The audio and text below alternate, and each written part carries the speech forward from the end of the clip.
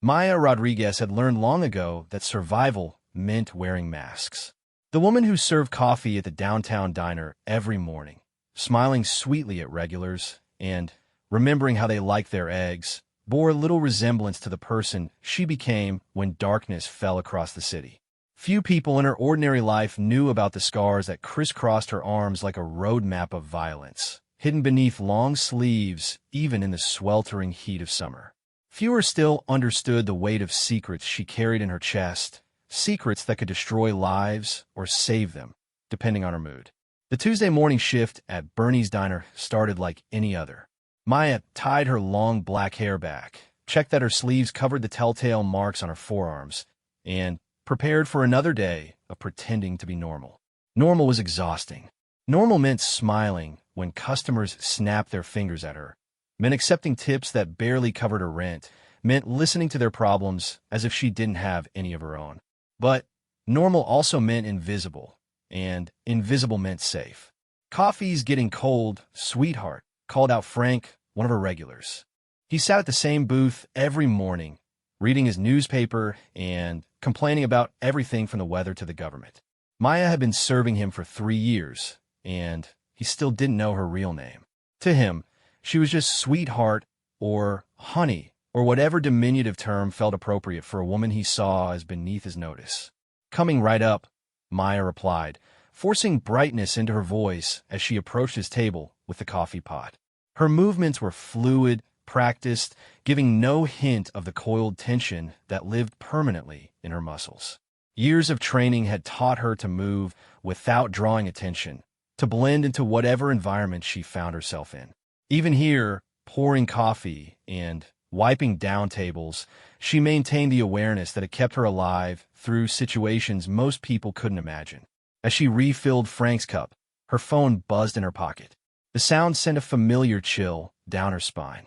Only 3 people had this number, and none of them ever called with good news. She glanced around the nearly empty diner, calculating. Bernie was in the back doing inventory, and the only other customer was old Mrs. Chun, who came in every Tuesday for her usual tea and toast. Maya could probably take this call without causing a scene. "Excuse me for just a moment," she murmured to Frank, who barely looked up from his paper. She stepped into the narrow hallway between the dining room and the kitchen, pulling out the cheap burner phone that served as her lifeline to a world she'd tried to leave behind. "Maya." The voice on the other end belonged to Detective Sarah Chun, no relation to the elderly woman sipping tea in booth 3. Sarah was one of the few people who knew Maya's real story, one of the even fewer who understood what that story meant. "We need to talk." "I'm at work," Maya said quietly, glancing back toward the dining room to make sure she wasn't being overheard.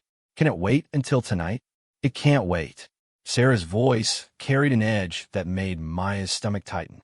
"We've got a situation developing. The Kozlov operation you helped us with last year, it's not as dead as we thought." Maya closed her eyes, feeling the carefully constructed walls of her normal life beginning to crack. Viktor Kozlov had been one of the most dangerous men she'd ever encountered, running an underground network that stretched across 3 states. Taking him down had nearly cost her everything, including her life. The scars on her arms were souvenirs from that particular adventure, reminders of how close she'd come to not making it out at all. "I thought Victor was in federal prison," Maya whispered. "Viktorish. His organization isn't. And, apparently, they've been asking questions about you." The coffee pot in Maya's hand suddenly felt impossibly heavy. She set it down on the narrow shelf beside the phone, her mind already racing through possibilities, escape routes, contingency plans.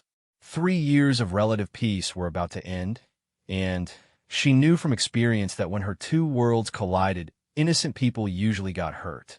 "How much time do I have?" she asked. "Maybe 48 hours before they get a solid lead on your location. Maybe less." Sarah paused, and Maya could hear papers rustling in the background. "There's something else. They're not just looking for you. They're planning something big, and we think they want to use you as bait."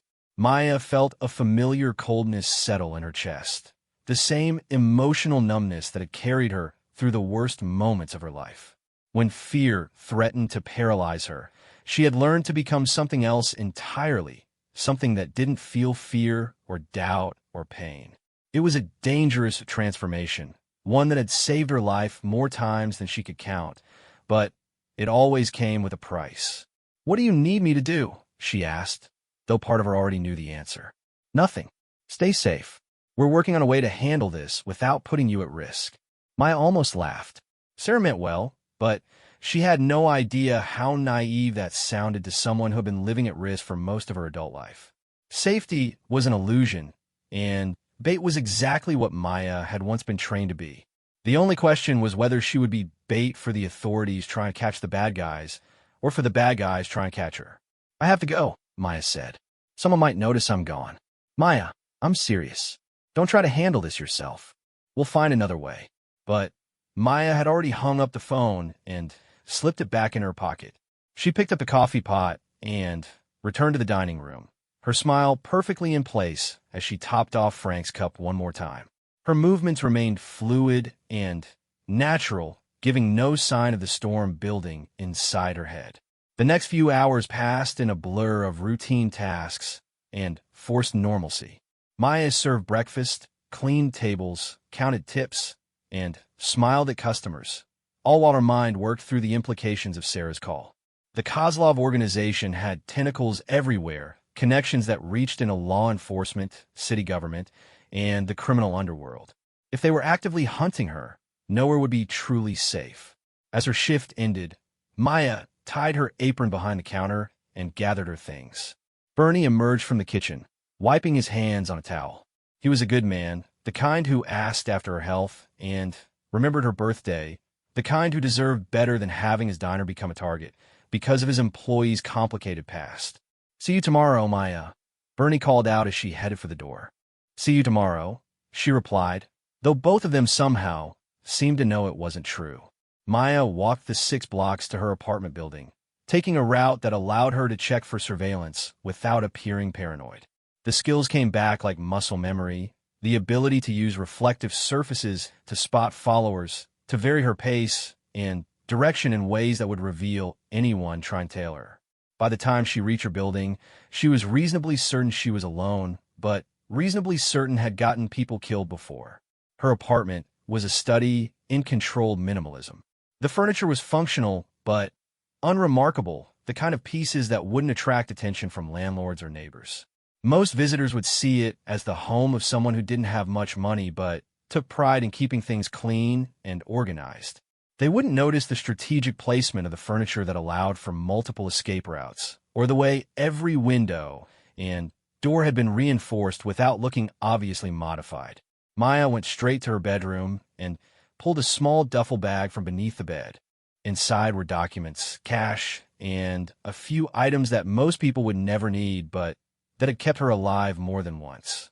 She'd hoped never to touch this bag again, but hope was another luxury she'd learned not to depend on. Her phone rang again, the regular one this time. The caller ID showed a number she didn't recognize, which immediately put her on high alert. Very few people had this number, and none of them would be calling from a number she didn't know. "Hello," she answered cautiously. "Maya Rodriguez?" The voice was male, heavily accented, and unfamiliar. "Who is this?" "A friend. Someone who thinks you and I should meet." Maya felt the coldness in her chest deepen. "I think you have the wrong number." "I don't think so. You see, we have some mutual acquaintances. People who are very interested in having a conversation with you about your relationship with Viktor Kozlov." The line went dead. Maya stared at the phone for a long moment, then methodically began dismantling it, removing the battery and SIM card. 48 hours had become 0 hours, and her carefully constructed normal life had just officially ended. She moved through the apartment with practiced efficiency, gathering only what she absolutely needed. Most of her possessions would have to be left behind, just like the last time she'd had to disappear and the time before that. The pattern was becoming depressingly familiar, but familiarity bred competence, and competence kept her breathing. As she packed, Maya's mind drifted to the conversation with Sarah. The detective had warned her not to handle the situation herself, but Sarah didn't understand the full scope of what Maya was capable of. The woman who served coffee and smiled at rude customers was only one facet of who she was. There were other facets, darker ones, that had been shaped by experiences most people couldn't survive. Maya had been a victim once a long time ago. She'd learned the hard way what happened to people who waited for rescue, who depended on others to save them. She'd also learned what happened to people who saved themselves and the price that came with that kind of self-reliance. Tonight, she would have to decide which version of herself she needed to be. The sun was setting as she finished packing, casting long shadows across her apartment. Maya stood at the window, looking out at the city that had been her home for 3 years. Tomorrow, it would be searching for someone who no longer existed, at least not in any way that could be easily found. Maya Rodriguez, the waitress who served coffee and smiled at customers, would simply vanish. What emerged from her disappearance would depend entirely on what kind of game her enemies wanted to play. They thought they were hunting a victim, someone they could use and discard as it suited their purposes. They were about to learn just how wrong they could be. As darkness settled over the city, Maya shouldered her bag and headed for the door. She paused for a moment at the threshold, looking back at the life she was leaving behind. It hadn't been much of a life, but it had been peaceful, and peace was something she'd learned to value above almost everything else. Almost everything else. Some things were worth more than peace, worth more than safety, worth more than the comfortable lie of normalcy. Justice was one of those things, and Maya had a very personal understanding of what justice meant when the law couldn't or wouldn't provide it. Her enemies thought they were setting a trap. They had no idea they were walking into one. 3 days after Maya disappeared from her apartment, Detective Sarah Chun stood in the wreckage of what had once been Bernie's diner. The windows were blown out, tables overturned, and the smell of smoke still lingered in the air despite the fire department's efforts hours earlier. Bernie sat on the bumper of an ambulance, a bandage wrapped around his head, answering questions from uniformed officers with the shell-shocked expression of someone whose world had just been violently rearranged. They came in asking about Maya. Bernie told Sarah for the 3rd time, his voice hoarse from smoke inhalation. Said they were friends of hers, wanted to surprise her for her birthday. But something about them felt wrong, you know? The way they moved, the way they looked around the place like they were casing it. Sarah nodded, making notes in her pad while her eyes surveyed the damage.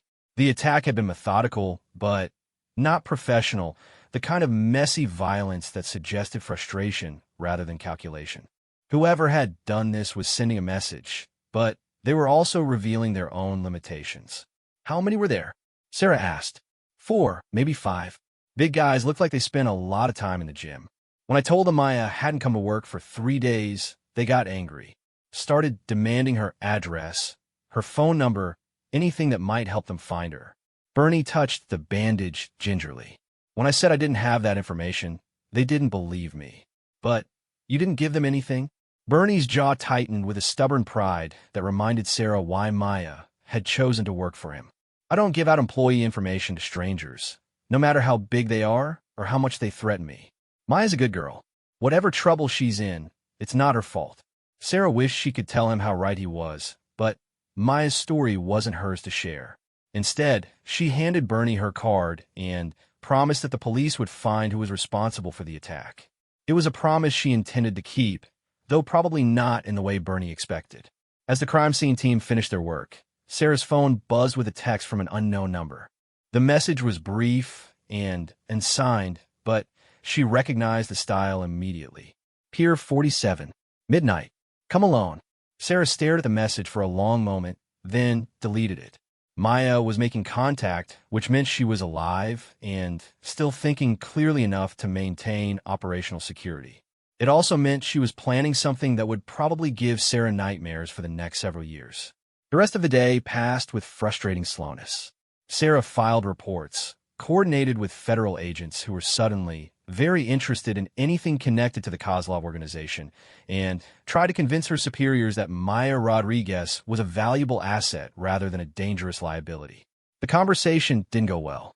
Agent Martinez wants her brought in immediately, Captain Morrison told Sarah as they stood in his office, looking out at the bullpen where detectives shuffled papers and answered phones with the methodical persistence of people who had seen too much of humanity's worst impulses. Bringing her in will get her killed, Sarah replied. These people have connections everywhere, including inside law enforcement. The moment Maya enters the system, she's a sitting duck, and letting her run around loose makes her what exactly? A ticking time bomb. Morrison rubbed his temples, a gesture that had become increasingly common since the Kozlov case had exploded back into their lives. She's a civilian, Shun. Whatever training she had before we met her doesn't make her qualified to take on an international criminal organization. Sarah almost laughed at the description of Maya as a civilian, but kept her expression neutral. Morrison was a good cop and a decent man, but his understanding of Maya's background was limited to what appeared in her official files. The unofficial files, the ones that told the Real's story, were buried under so many layers of classification that most people with clearance couldn't access them. "Give me 48 hours, Sarah said. Let me try to bring her in voluntarily. If she's planning something stupid, I might be able to talk her out of it." Morrison studied her for a long moment, then nodded reluctantly. 48 hours. After that, she becomes a federal problem, and we both know how those usually end. As night fell over the city, Sarah made her way to Pier 47. The waterfront was largely deserted at this hour. Most of the legitimate businesses closed, and the illegitimate ones focused on areas with better cover. The pier itself stretched out into the harbor like an accusing finger, its wooden planks weathered by years of salt spray and neglect. Maya emerged from the shadows near the pier's entrance with the fluid grace of someone who had spent years learning to move without being detected. She wore dark clothing that helped her blend with the night, and her hair was pulled back in a way that kept it from catching the light. To a casual observer, she might have been invisible entirely. "Thank you for coming," Maya said as Sarah approached. Her voice carried the same calm control it always did, but Sarah could see the tension in her posture, the way she positioned herself to keep multiple escape routes in view. "Bernie's in the hospital," Sarah said without preamble. Concussion, smoke inhalation, and a lot of questions about why his diner got turned into a war zone. Maya's composure cracked for just a moment, revealing something raw and dangerous underneath. "Is he going to be okay?" "Physically, yes. Psychologically, that's going to take longer. He keeps asking about you, wondering if you're safe." Sarah stepped closer, lowering her voice. "Maya, this has to stop. Whatever you're planning, it's going to get innocent people hurt. Innocent people are already getting hurt." Maya turned to look out over the water, her profile sharp against the distant lights of the city. "The Kozlov organization doesn't just run drugs and weapons, Sarah. They traffic people. Children. They destroy lives for profit, and they've been doing it for years while law enforcement plays catch-up. We caught Victor. We shut down 3 major distribution networks. We saved dozens of victims. And his organization adapted. Found new leaders, new methods, new victims. You cut off 1 head, and 2 more grew back." Maya faced Sarah again, and in the dim light her expression looked carved from stone. "The legal system had its chance. Due process had its chance. Now it's time for something else." Sarah felt a chill that had nothing to do with the harbor breeze. She'd worked with Maya long enough to recognize the signs, the way the woman's voice became perfectly level when she was contemplating violence, the way her movements became economical and precise. Maya was shifting into a different mode, becoming someone who could do things that would haunt normal people for the rest of their lives. "What are you talking about?" Sarah asked, though part of her already knew she didn't want to hear the answer. "They're planning something for Friday night. A big gathering, all the major players from the East Coast. They think they're going to use it to announce their new leadership structure, show everyone that Victor's arrest was just a minor setback." Maya's smile was cold and sharp. "They're also planning to auction off some special merchandise. Young girls they've been holding for exactly this kind of event." Sarah's stomach twisted. "How do you know this?" "Because they invited me. Not Maya Rodriguez, the waitress. The other me. The one they think they can control." Maya pulled a phone from her pocket, showing Sarah a text message. "They want to meet tomorrow night to discuss terms. They think I'm desperate enough to work with them again." Again, Sarah stared at the message, pieces of a puzzle she'd never fully understood starting to click into place. "Maya, what exactly did you do before we met?" Maya was quiet for a long moment, her gaze returning to the water. When she spoke, her voice carried the weight of memories that most people couldn't bear to carry. I was 17 when Viktor Kozlov bought me, she said. Bought me from a family that needed money more than they needed a daughter who asked too many questions. For 3 years, I was property. I was whatever Viktor needed me to be. Sometimes that meant being bait for his enemies. Sometimes it meant being entertainment for his friends. Sometimes it meant being the one who made problems disappear. Sarah felt the world shift around her, understanding flooding in with terrible clarity. Maya hadn't been an informant who happened to know about Viktor's organization. She'd been part of it, shaped by it, trained by it to be something that normal society couldn't quite categorize. The scars on your arms, Sarah whispered. Some of them are from punishments when I didn't perform well enough. Some are from the training that taught me how to survive situations most people can't even imagine. And some, Maya's voice became even quieter, are from the things I had to do to other people when Viktor decided they needed to be taught a lesson. Maya, I escaped when I was 20. Took me 2 years of planning, and it only worked because Viktor had started to trust me, to think of me as broken beyond repair. I've been running from that life ever since, trying to be normal, trying to pretend that the things I learned and the things I did don't matter anymore. Maya turned back to Sarah, her eyes reflecting the harbor lights like a predator's in the darkness. But they do matter. They matter because I'm the only one who truly understands how these people think, how they operate, what they fear. And what do they fear? Maya's smile returned, colder than before. They fear someone like them turning against them. Someone who knows their methods, their weaknesses, their hiding places. Someone who can get close to them because they think she's still broken, still controllable. She paused, letting the implications sink in. They fear someone like me. Sarah stared at her for a long moment, processing the revelation and its implications. Maya wasn't planning to run or hide. She was planning to infiltrate the organization that had once owned her to get close to people who had every reason to want her dead. This is suicide, Sarah said. Even if you could fool them long enough to get inside, even if you could gather intelligence on their operations, you'd never make it out alive. And if something goes wrong, if they figure out who you really are, then I'll die, Maya said simply. But those girls won't. And maybe if I do this right, no one else will have to live through what I lived through. A cargo ship's horn echoed across the harbor, its low moan seeming to underline the gravity of their conversation. Sarah watched Maya's face, looking for some sign of doubt or fear, some indication that the woman she'd come to respect and care about was still making rational decisions.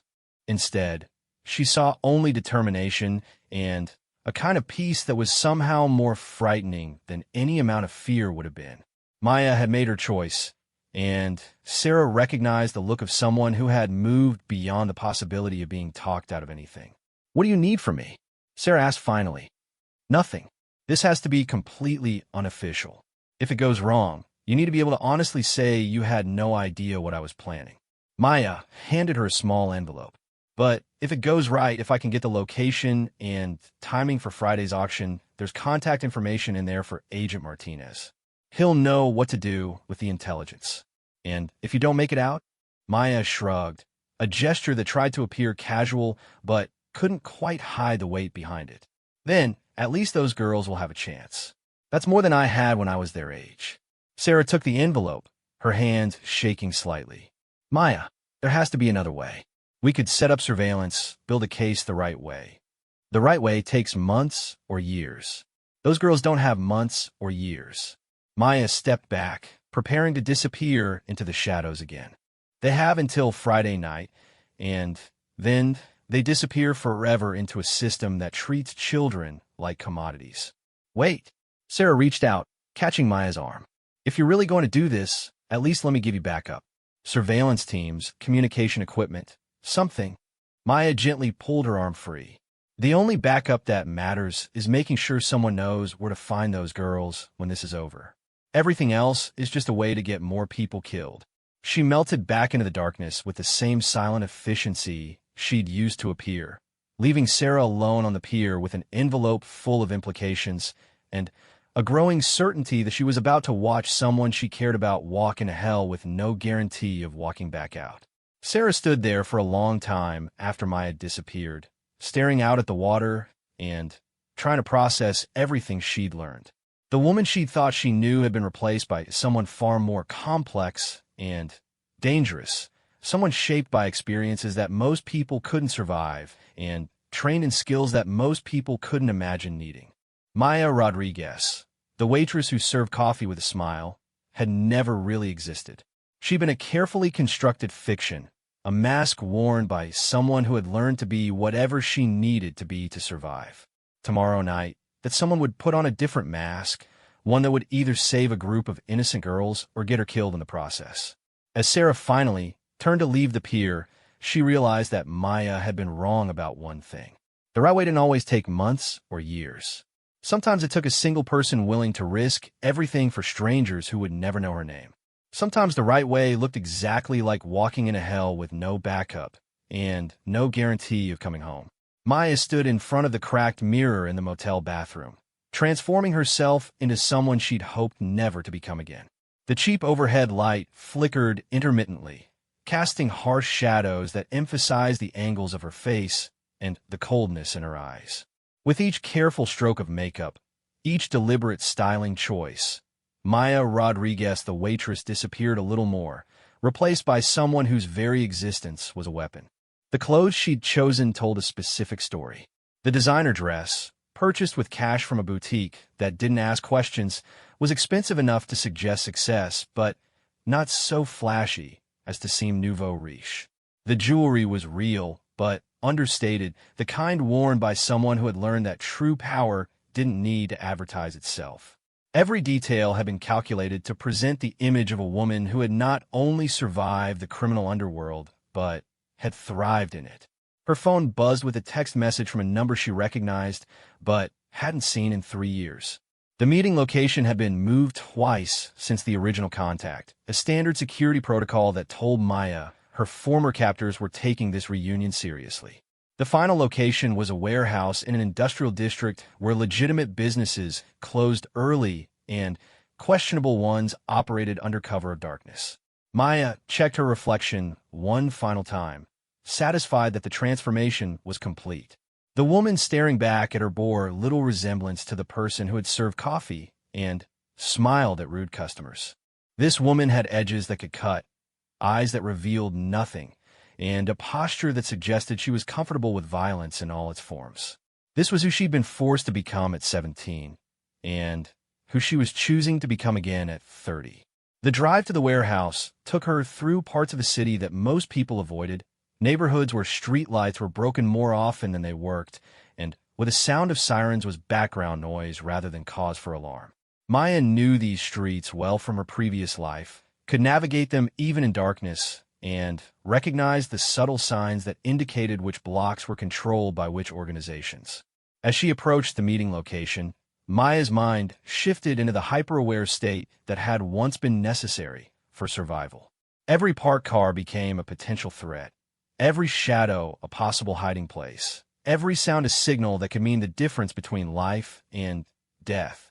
The skills returned with frightening ease, muscle memory, and mental conditioning that had been buried, but never truly forgotten. The warehouse sat at the end of a dead-end street, its loading docks dark and empty at this hour. But Maya could see the subtle signs of occupancy, the faint glow of light from windows that should have been black, the slight movement of curtains that indicated lookouts, the positioning of vehicles that suggested escape routes had been planned. Someone was taking this meeting very seriously indeed. Maya parked her car in a position that would allow for a quick exit if necessary, then walked toward the main entrance with the confident stride of someone who belonged here.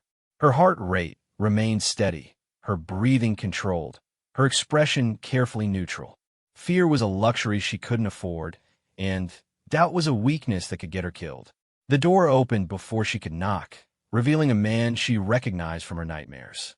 Dmitri had been one of Victor's enforcers, the one responsible for discipline when other members of the organization stepped out of line. He was larger than she remembered, his face bearing new scars that suggested his career had continued to be eventful, but his eyes held the same cold calculation that had once made her stomach clench with terror. "Little bird," he said in the heavily accented English that had once been the soundtrack to her worst days.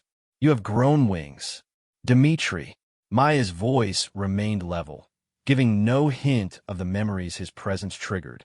Still playing dress-up games? I see. He laughed, a sound like gravel in a cement mixer. Still sharp with the tongue. Good. Sharpness is what we need now. He stepped aside, gesturing for her to enter. Come. There are people who wish to speak with you. The warehouse interior had been converted into a makeshift conference room, with expensive furniture that seemed out of place in the industrial setting. A long table dominated the center of the space, surrounded by chairs that were currently occupied by men Maya recognized from intelligence briefings and wanted posters. The sight of them gathered in one place would have been a law enforcement goldmine, if law enforcement had any way of knowing about it. At the head of the table sat a man Maya didn't recognize, though his position suggested he was Victor's replacement. He was younger than she'd expected, probably early 40s, with the kind of refined appearance that could blend into corporate boardrooms or charity galas. Only his eyes betrayed his true nature, cold and calculating in a way that suggested he viewed other human beings as resources to be exploited. Ms. Rodriguez, he said as she approached the table. Or do you prefer your working name? I believe it was Raven, wasn't it? Maya felt a chill at hearing the code, name she'd used during her darkest years. That depends on what kind of work you have in mind. Please sit. He gestured to an empty chair across from him. I am Alexei Volkov, Victor's cousin and his chosen successor. He spoke of you often during our prison visits. Maya took the offered seat, noting the positioning of the other men around the table. Two were clearly bodyguards, their weapons visible beneath poorly tailored suits. Three others appear to be lieutenants, middle management types who handled day-to-day operations. All of them were watching her with the wary attention of predators, trying to determine whether she represented a threat or an opportunity. Victor is a sentimental man, Maya said carefully. Sometimes his memory improves with distance. Alexei smiled, but it didn't reach his eyes. He remembers your skills very clearly. Your ability to get close to targets, to gain their trust, to be exactly what they expected to see until the moment you revealed what you truly were. He leaned forward, his gaze intense. He also remembers your escape and the considerable damage you caused on your way out. Ancient history, Maya replied. I was young and stupid. I've learned better since then. Have you? Because from what I understand, you've been living as a waitress for the past 3 years, serving coffee to office workers and pretending to be normal. That doesn't sound like someone who has learned to embrace their true nature. Maya allowed a hint of bitterness to creep into her voice. I tried normal. Turns out normal doesn't pay very well, and it doesn't protect you when your past comes calling. 3 days ago, some of your people trashed the diner where I worked, put my boss in the hospital, and made it clear that hiding wasn't an option anymore. Regrettable, Alexei said, though his tone suggested he found it anything but. Sometimes my associates lack subtlety, but perhaps it was necessary to remind you that certain debts remain unpaid. What kind of debts? The kind that accumulate interest over time. You cost us significant resources when you disappeared. Money, connections, operational security. And then, when Victor was arrested, you provided testimony that helped put him away. Alexei's smile became razor-sharp. That kind of debt requires a special kind of payment. Maya had been expecting this. Victor's organization operated on a code that viewed betrayal as the ultimate crime, one that could only be balanced by blood. They didn't just want her dead. They wanted her to suffer first, to serve as an example to others who might consider crossing them. What do you want? She asked. A demonstration of loyalty. Proof that you understand where your true allegiances lie. Alexei gestured to one of his lieutenants, who placed a tablet on the table and turned it toward Maya. There's a federal task force that has been interfering with our operations. They've cost us millions in lost revenue and dozens of good people in arrests. We want them neutralized. The tablet showed surveillance photos of Detective Sarah Chun and Agent Martinez, along with detailed information about their movements, routines, and vulnerabilities. Maya kept her expression carefully neutral as she reviewed the intelligence, though inside she felt sick. They weren't just asking her to betray her country or her principles. They were asking her to destroy the lives of people who had shown her kindness when she'd had nowhere else to turn. You want me to kill federal agents, Maya said. We want you to eliminate a problem. How you choose to do that is up to you, though we do have some preferences about how public the resolution should be. Alexei leaned back in his chair. Think of it as a job interview. Demonstrate your value to the organization, and we can discuss more permanent arrangements. And if I refuse, then you die here tonight, and we find another way to handle our federal problem. Alexei's voice remained conversational, as if he were discussing the weather. But I don't think you'll refuse. You're a survivor, Maya. It's what you do best. Maya stared at the tablet for a long moment, her mind racing through possibilities and calculations. She needed to convince these men that she was willing to work with them, but she also needed to gather intelligence about their operations without revealing her true intentions. It was a delicate balance that could collapse at any moment if she made the wrong move. I'll need resources, she said finally. Clean weapons, surveillance equipment, operational funds. And I'll need time to plan this properly. Rushing a job against federal agents is a good way to end up dead or in prison. Of course, Dmitri will provide you with whatever you need. Alexei gestured to the scarred enforcer, who nodded acknowledgement. You have 1 week to complete the assignment. After that, we'll discuss your next project. Next project? We have a special event planned for Friday night.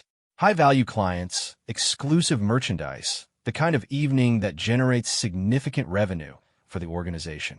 Alexei's smile returned, colder than before. It's also the kind of event that requires particular security considerations. Someone with your skills would be invaluable in ensuring everything goes smoothly. Maya felt her pulse quicken. This was what she'd been hoping to learn about, the auction that Sarah had mentioned. What kind of merchandise? The kind that appreciates in value over time, if properly maintained. Young, untrained, eager to please with the right motivation. Alexei watched her face carefully as he spoke. I believe you have personal experience with such merchandise from both sides of the transaction. The casual cruelty in his voice made Maya's vision blur with rage for just a moment before she regained control. These men were talking about children the same way they might discuss cars or furniture, reducing human beings to objects that existed only for their profit and pleasure. The knowledge that she was going to destroy them became a cold certainty in her chest, a promise she made to herself and to the victims who couldn't make it themselves. Understand, Maya said, her voice steady. When do you want the federal agents handled? Soon. The longer they remain active, the more they cost us. But precision is more important than speed. We need them eliminated in a way that sends a message without creating unnecessary attention from their superiors. Alexei stood, signaling the end of the meeting. Dmitri will be your liaison for this project. He'll provide you with a secure phone and whatever resources you require. As the meeting broke up, Maya found herself walking out of the warehouse with Dmitri at her side. He handed her a phone and a briefcase, then fixed her with a stare that seemed to see through her carefully constructed facade. You have changed since the old days, he said quietly. Harder, colder. Good. You will need to be both for what is coming. What makes you think I've changed? Maya asked, because the girl who escaped 3 years ago would have tried to kill Alexei the moment he mentioned the merchandise. She would have acted from emotion rather than calculation. Dmitri's scarred face creased into what might have been a smile. But you sat there and listened, planning, waiting for the right moment. That shows you have learned patience. Patience is the most dangerous weapon of all. Maya nodded, accepting the compliment while her mind filed away everything she'd learned. The auction was definitely happening Friday night. There would be high-value clients, which meant wealthy buyers who could afford to purchase human beings. And there would be children, young girls who were about to be sold to people who would use them until they broke. Unless Maya could find a way to stop it. As she drove away from the warehouse, Maya allowed herself a moment of satisfaction. She'd successfully infiltrated the organization, gained access to their inner circle, and learned crucial intelligence about their plans.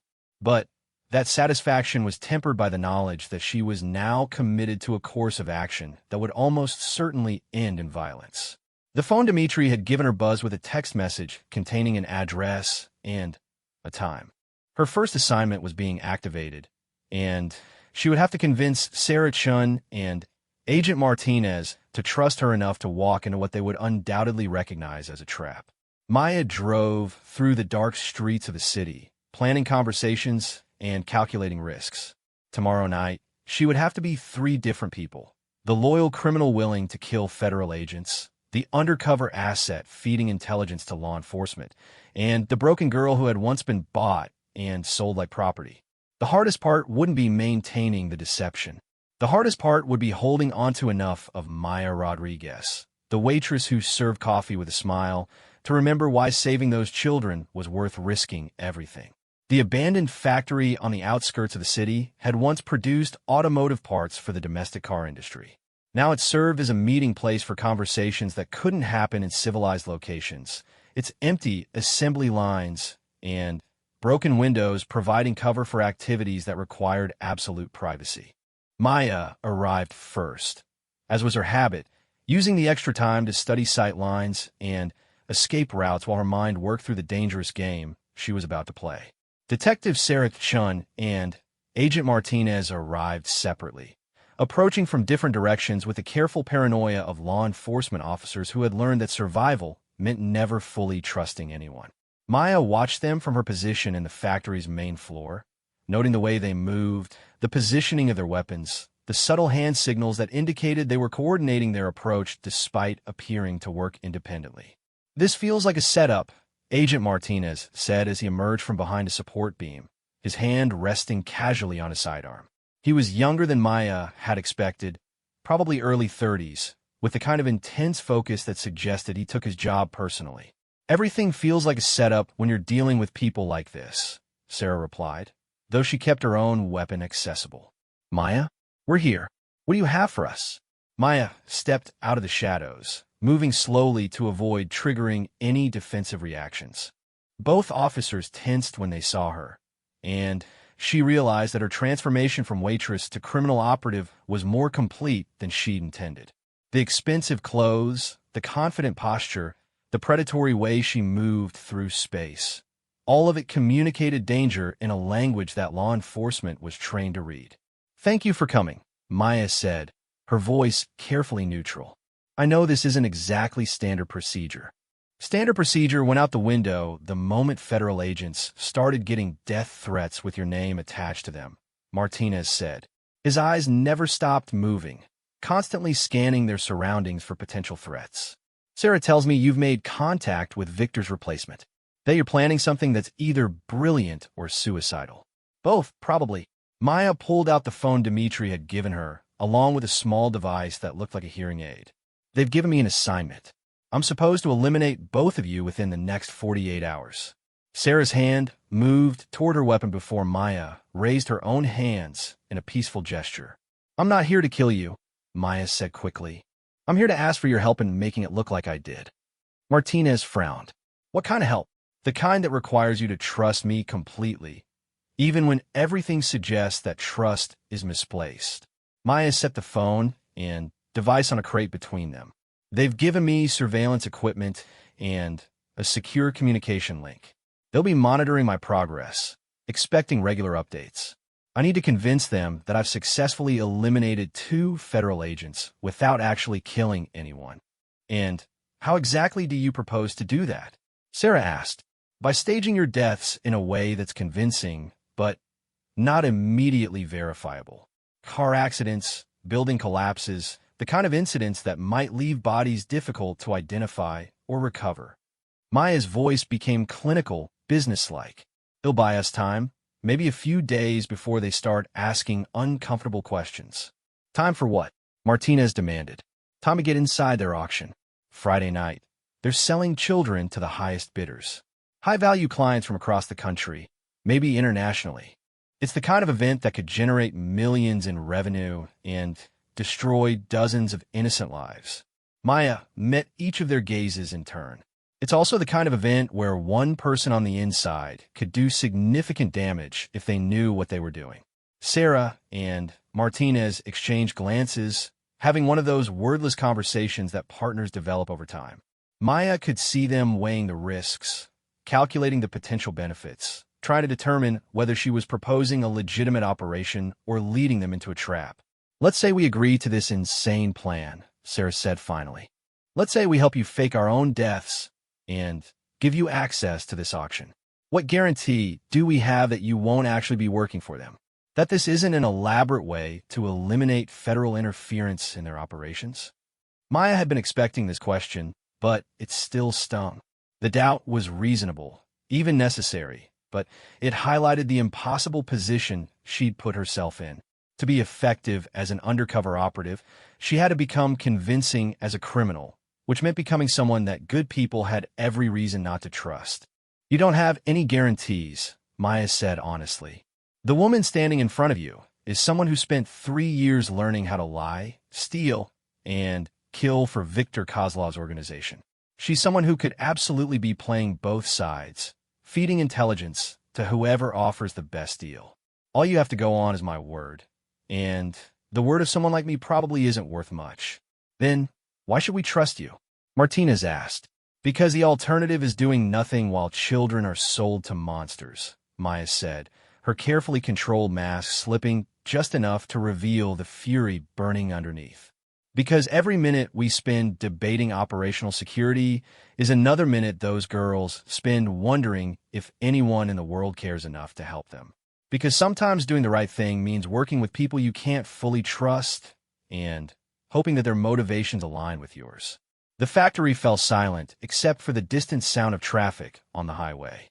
Maya could see both officers processing her words, trying to weigh personal risk against potential benefit, procedure against necessity.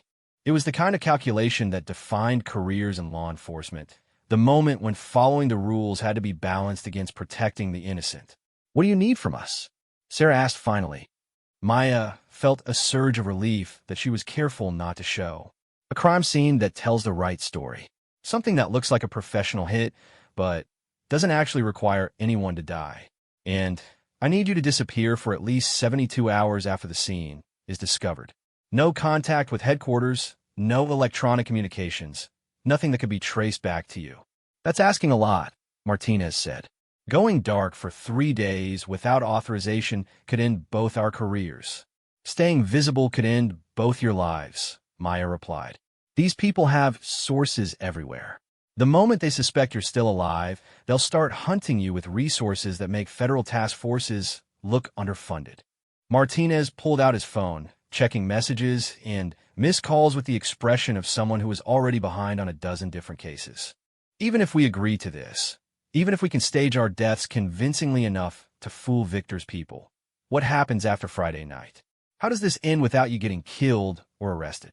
I don't know, Maya said simply, but I know what happens if we don't try. Those girls disappear into a system that treats them like commodities until they break or die. Their families never see them again. The people who buy them face no consequences for destroying young lives. She paused, letting the weight of that reality settle over them. I can live with the possibility of getting killed trying to stop that. I can't live with the certainty of doing nothing while it happens. Sarah studied Maya's face for a long moment, searching for signs of deception or instability. Whatever she saw there seemed to satisfy her, because she nodded slowly. All right, Sarah said, but we do this my way. Professional standards, operational security, backup plans for the backup plans. You want to play undercover operative, you do it by the book. Whose book? Maya asked. Mine. I've been running assets and organized crime for 8 years, and most of them are still alive. Sarah's voice carried the authority of someone who had learned to make life and death decisions under pressure. First rule, no heroics. You gather intelligence, you report back, you wait for backup before you try to save anyone. Second rule, extraction plans. We establish multiple ways to get you out of that auction if things go wrong. Third rule, communication protocols. You check in every 12 hours, and if we don't hear from you, we assume the operation is compromised. Maya nodded, though all three of them probably knew that rules had a way of becoming irrelevant when bullets started flying. What about the crime scene? How do we make your deaths look convincing? Leave that to us, Martinez said. We've got contacts in the medical examiner's office and the fire department. A gas explosion in the right location, followed by a fire hot enough to make identification difficult, should give us what we need. Just make sure the story reaches the right ears, Maya said. Dmitri will be monitoring police communications and news reports. He needs to believe that his intelligence was accurate and that the job was completed successfully. As they discussed the details of their deception, Maya found herself impressed by the professionalism of both officers. They approached the problem like experienced operators, thinking through contingencies and failure modes with the kind of systematic thoroughness that kept people alive in dangerous situations. It gave her hope that they might actually succeed in pulling off something that had seemed impossible just hours earlier. "There's one more thing," Maya said as they prepared to leave. "When you do move against the auction, when you bring in tactical teams and federal agents, don't try to arrest me. I'll be armed. I'll be surrounded by people who will kill me if they suspect I'm working with law enforcement, and I'll be operating under an identity that puts me on the wrong side of the law." "We can't just let you walk away," Martinez said. "Even if this operation succeeds, even if we rescue those girls and arrest the buyers, you'll still be a wanted criminal.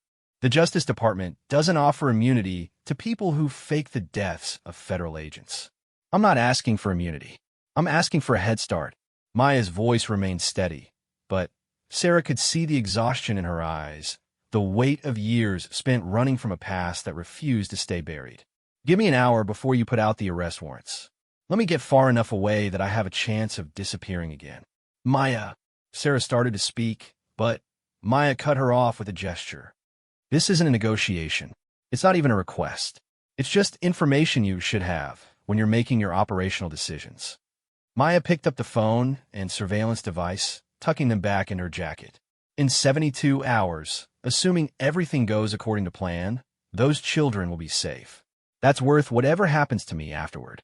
As Maya turned to leave, Sarah caught her arm. "Why are you doing this? Really? You could have just kept running, found another city, another identity.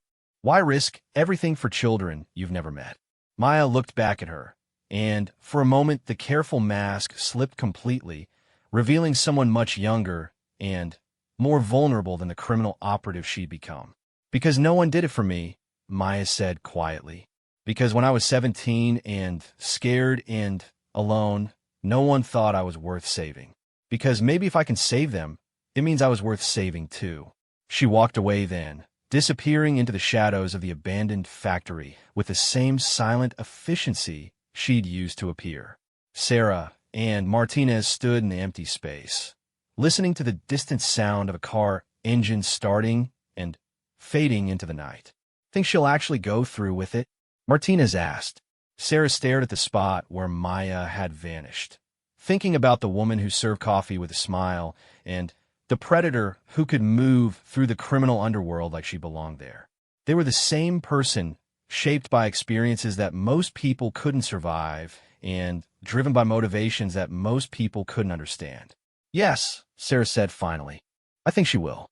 The question is whether we'll be able to live with what we've just agreed to help her do." As they left the factory through separate exits, both officers found themselves thinking about the children who would be auctioned off on Friday night if Maya failed, and about the woman who was willing to risk everything to ensure that didn't happen.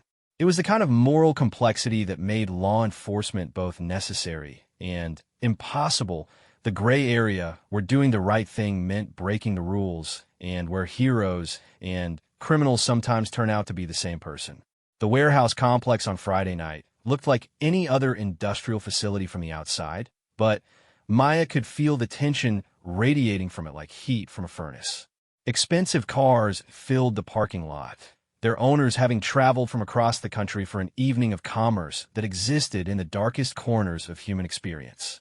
Maya adjusted her earpiece, checking the connection to the surveillance team that was supposedly monitoring her every move, then walked toward the main entrance with the confident stride of someone who belonged in places like this.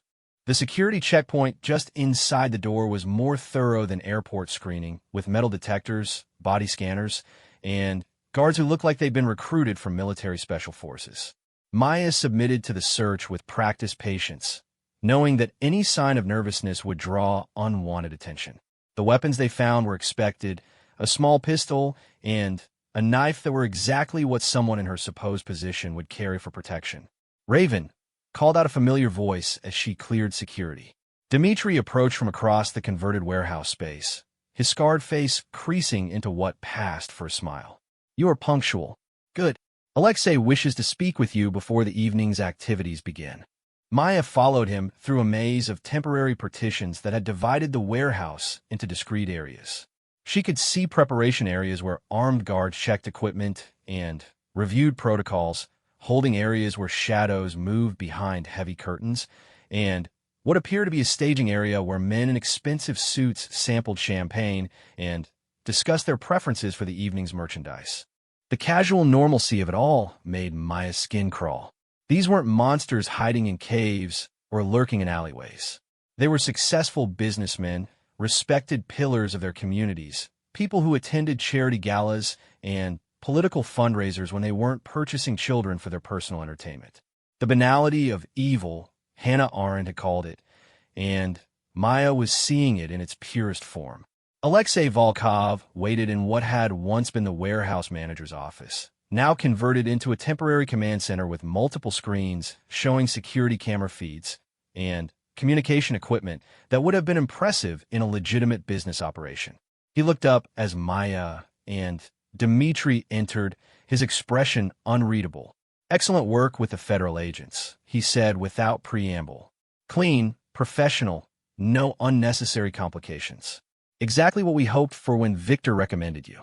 Maya nodded, keeping her expression neutral. The stage deaths of Sarah Chun and Agent Martinez had made local news, complete with dramatic footage of the explosion that had supposedly killed them both. She'd watched the reports herself, impressed by the thoroughness of the deception and the convincing grief displayed by their supposed colleagues. "I am to please," Maya said. "What do you need from me tonight?" "Security oversight for our special guests. These are very important clients, people who value their privacy and expect absolute discretion. Your job is to ensure they feel safe while they conduct their business." Alexei gestured to one of the screens, which showed a view of the main auction floor. "You'll be armed and positioned to respond to any problems that arise." Maya studied the screen, noting the layout of the space and the positioning of other security personnel. What she was really doing was memorizing the location of exits, the sightlines that would matter when law enforcement arrived, and the positions where hostages might be held during any rescue attempt. "How many buyers are we expecting?" she asked. 43 confirmed, with a waiting list in case of cancellations. The minimum bid starts at $50,000, but we expect most items to sell for considerably more.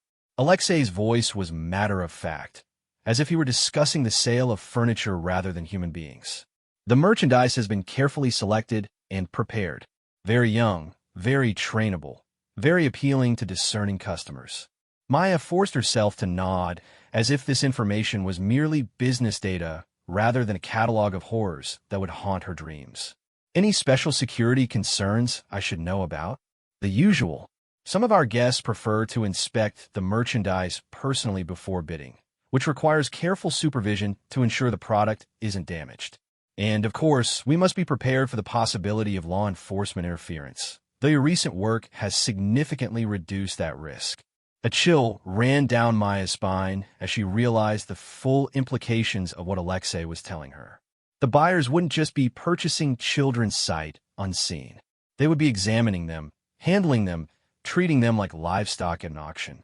The thought of grown men pawing at terrified girls while deciding which ones to buy made Maya's vision blur with rage. "I understand," she managed to say, though the words felt like poison in her mouth. "Good. Dmitri will show you to your position and brief you on the evening's schedule." Alexei turned back to his monitors, dismissing her with the casual indifference of a man who had never learned to see other people as fully human.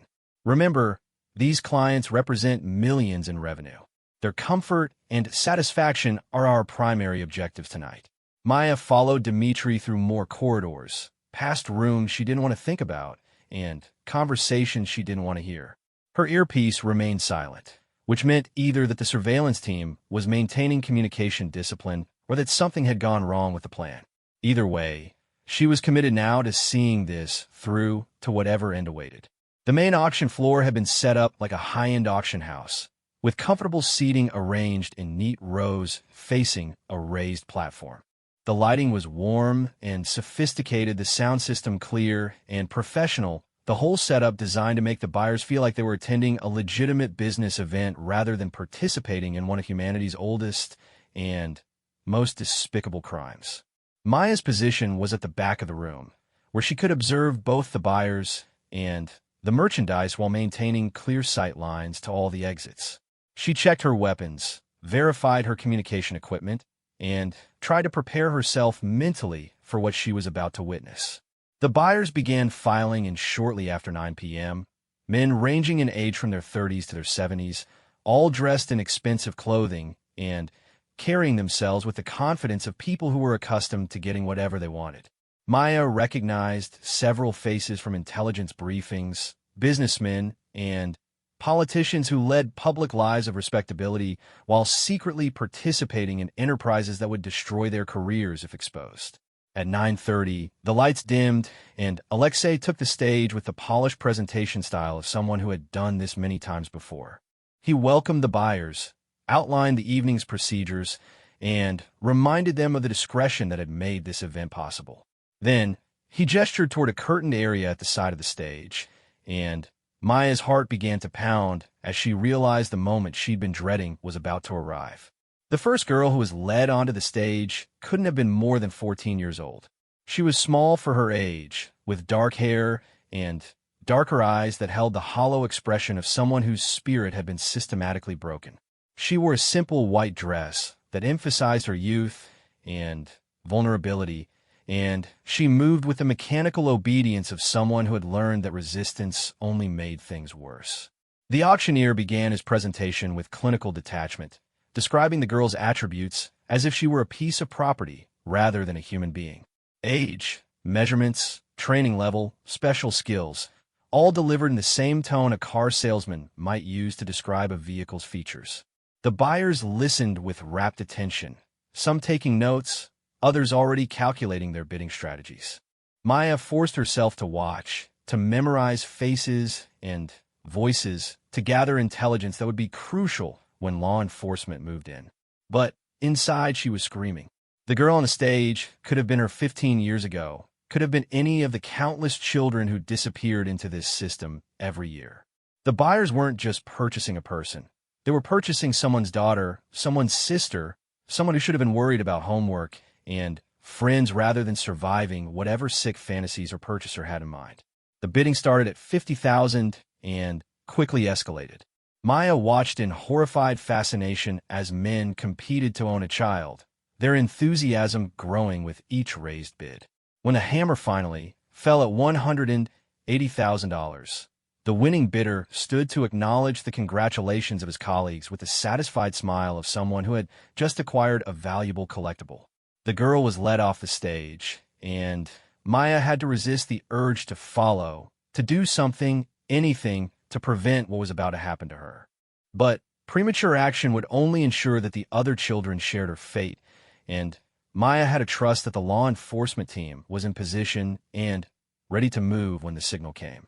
More children followed, boys and girls, all impossibly young, all bearing the same hollow expression of the completely powerless.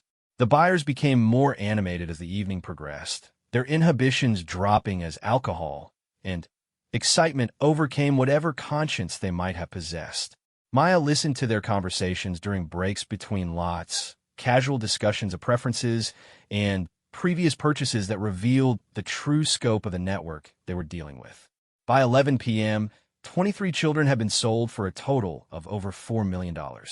The buyers were in an excellent mood, the sellers were counting profits, and Maya was beginning to wonder what had happened to the cavalry that was supposed to be riding to the rescue. Her earpiece remained silent, and she had no way of knowing whether the operation was proceeding according to plan or whether something had gone catastrophically wrong. Then the lights went out. Emergency lighting kicked in immediately, bathing the warehouse in an eerie red glow that turned the assembled buyers into a collection of shadows and silhouettes. Shouts echoed from the security stations, the sound of automatic weapons being readied, the harsh bark of orders being given in multiple languages. "Ladies and gentlemen, please remain calm." Alexei's voice carried over the sound system, though Maya could hear the tension beneath his professional demeanor. We're experiencing a minor technical difficulty that will be resolved momentarily. But Maya knew better. Technical difficulties didn't cause the kind of organized chaos that was erupting around them. This was a coordinated assault, law enforcement moving in with the overwhelming force that federal agencies brought to bear when they wanted to ensure that no one escaped. The question was whether they would arrive in time to prevent the buyers from executing whatever contingency plans they had for situations like this. The answer came in the form of gunfire from the direction of the main entrance, followed by the distinctive sound of flashbang grenades detonating in the front sections of the warehouse. Maya dropped to one knee behind a support pillar, drawing her weapon as armed figures in tactical gear began pouring through multiple entrances. Federal agents, everyone on the ground. Now, the buyers responded with panic rather than compliance, some diving for cover, others trying to rush the exits, all of them suddenly realizing that their carefully maintained fiction of respectability was about to be shattered. Security guards opened fire, creating a crossfire that sent bullets ricocheting off concrete walls and metal fixtures.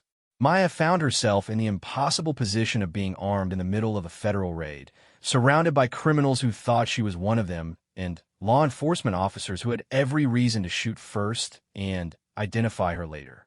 She needed to signal her true allegiance without getting killed by either side, and she needed to do it while the children were still somewhere in the building and potentially in danger.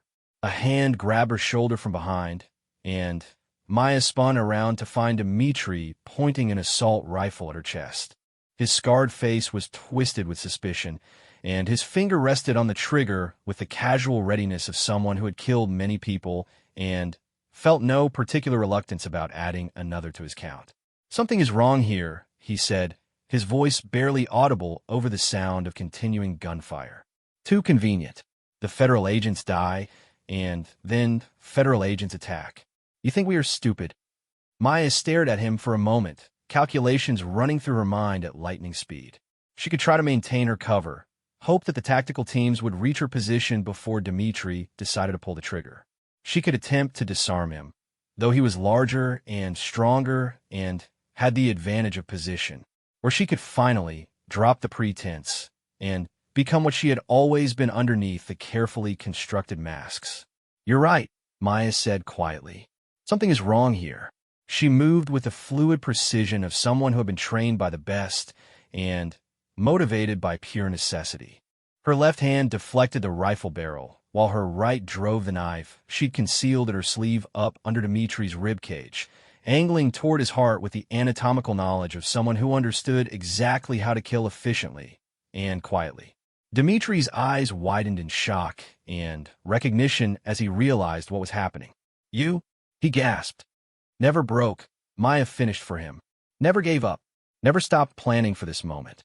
She lowered his body to the floor as the life left his eyes, then picked up his assault rifle and checked the magazine.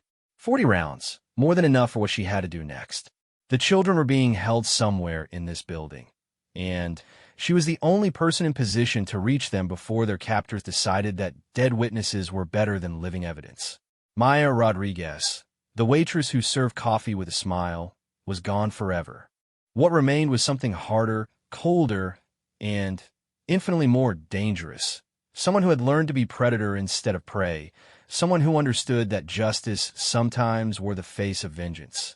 And someone who was finally ready to show her former captors exactly what they had created when they tried to break her spirit. The real hunt was about to begin. As Maya moved through the chaos toward the holding areas where the children were kept, she felt a strange sense of completion. She had been bought and sold, used and discarded, trained to be whatever her owners needed her to be. But they had made one critical error in their conditioning. They had taught her to survive, and survival meant adapting to become whatever the situation required. Tonight, it required her to become justice itself, armed and angry and absolutely unstoppable. Behind her, the auction floor burned. Ahead of her, children waited for rescue. And somewhere in between, Maya Rodriguez found the peace that came with finally knowing exactly who she was meant to be. The hunters had become the hunted, and they were about to learn that the most dangerous predator was the one they had trained themselves.